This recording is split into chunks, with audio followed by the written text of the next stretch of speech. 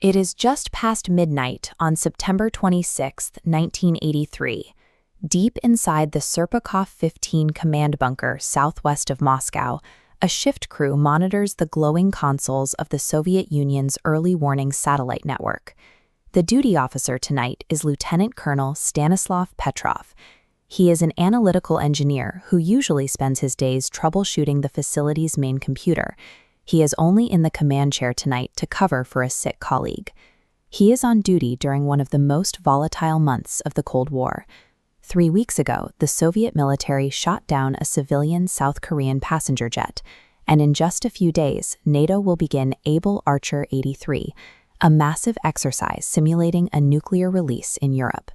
Soviet leader Yuri Andropov is convinced that these Western war games are a mask for a genuine preemptive strike. He has placed the military on high alert, waiting for a signal to retaliate. This environment of institutional paranoia has turned the Soviet nuclear forces into a hair-trigger mechanism, ready to launch thousands of warheads the moment an alarm sounds. Suddenly, the silence of the bunker is shattered by a siren.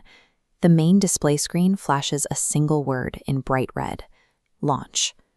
The OCO satellite system reports one American intercontinental ballistic missile heading toward the Soviet Union.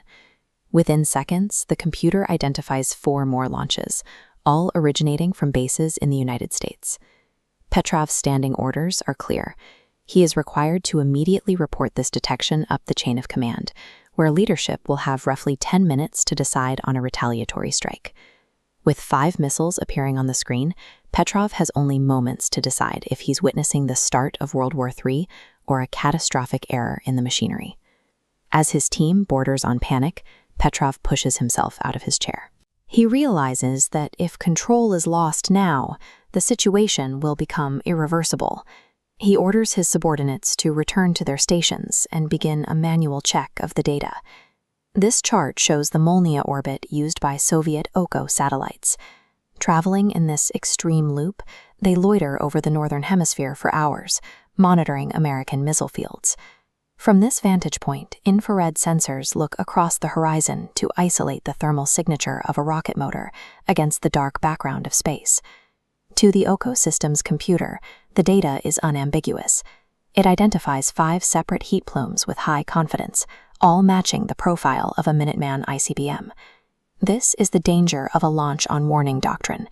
The entire survival of the state rests on automated algorithms that are then capable of weighing the geopolitical context of the signals they receive.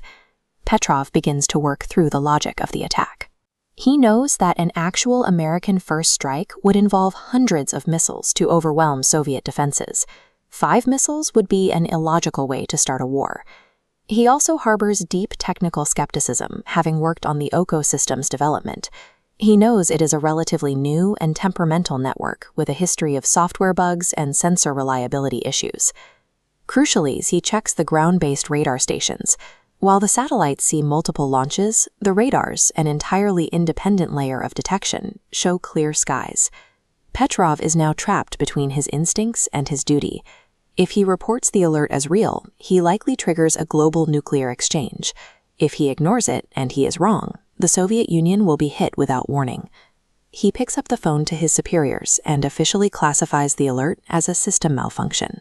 Petrov later noted that his specific training as an engineer allowed him to prioritize technical inconsistencies over the rigid protocol that his colleagues, trained as pure soldiers, likely would have followed.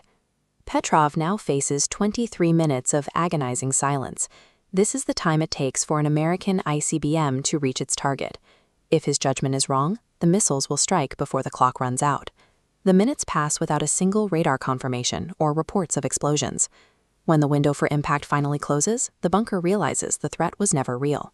A technical investigation eventually traced the cause to a rare geometric alignment near the autumn equinox, involving the sun, the satellites, and high-altitude clouds. This satellite view shows the type of high-altitude clouds over the United States that caused the error. At a specific angle, the sun's reflection off these clouds produced an infrared signature that the OCO sensors mistook for launching missiles. The satellite sensors and software captured the reflections exactly as they were programmed to do. but the system lacked the context required to distinguish a solar reflection from a nuclear launch. Despite preventing a nuclear disaster, the Soviet military refused to reward Petrov.